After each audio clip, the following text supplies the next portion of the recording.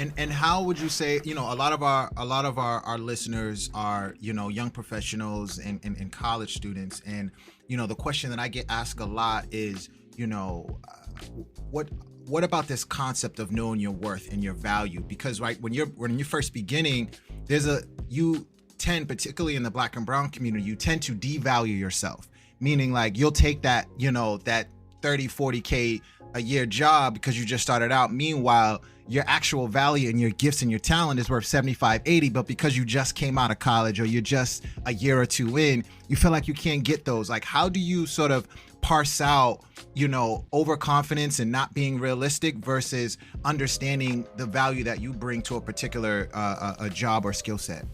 Yeah, I think the first thing is self-awareness, right? And I love some of the idealism when it comes out of college and like, oh, I can change the world.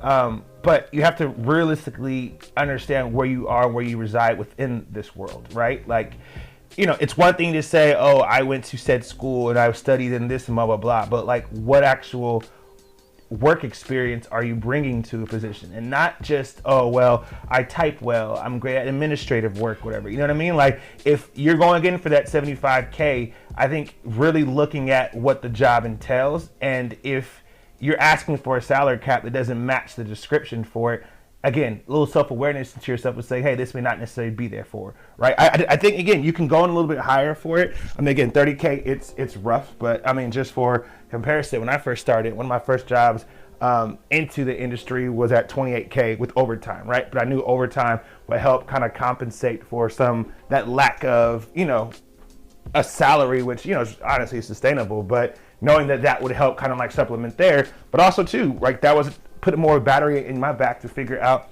what either side hustles that I could do, if there are other ways that I could extend myself outside of this. But, being in entertainment in general, like, there's a lot of competition of people trying to get into these positions and who will take less and less for certain roles. So you got to be cognizant of that, right? Like, if it's something that you really and truly want, there may have to be some sacrifices, in order to get the things that you eventually want. But don't outprice yourself as well, right? Like, it's one thing to go in and say, hey, I think I'm worth this much, but you really got to put that into real assessment. And if you don't have the work experience, you don't necessarily have or haven't brought anything like new to the table that this company is going to be opting into their strategy or whatever. I think it takes a little bit of a humble pie, but just knowing that as long as you're making gains, you're meeting the right people, like that kind of experience, I think is invaluable, Yeah, no, that's a good point. And so, being the position that you hold, which I want to get into in a minute, when we talk about talent and gifts and this idea of lack of experience, when you are, a VP or someone in a leadership role looking at the next generation of talent, fresh talent, right?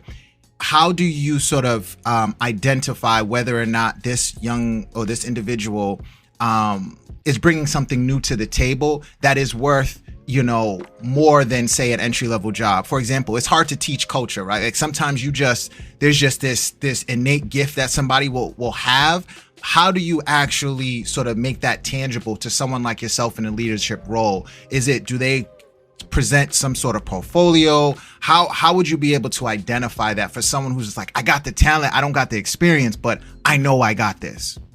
Yeah, I think it's the portfolio, right? And I know sometimes that if you don't have necessarily like experience that is directly, applicable to the job you're looking for, what else are you doing to try to help to realize this dream, this goal that you have in mind, right? Like, if it's just kind of waiting around for an opportunity to open up and, oh, I haven't got one yet, so I don't have experience, it's kind of like, I don't know. Like, again, for myself, I was the kid that had 4 different internships at the same time, or, within the same year, different places, just volunteering out where I could, even if it was just like event type work, right? So I knew that, meeting various people that, hey, they might need an extra set of hands for this event, whatever that they're putting together for a showcase or an artist or something, right? Like, again, not paid. I have to show up on myself, probably having to buy an outfit or something just to actually be there and help myself and lend out. But I knew that would pay off in just in the connections that I'd be able to make, and also just showing up and letting people see that just because I'm not getting paid or whatever,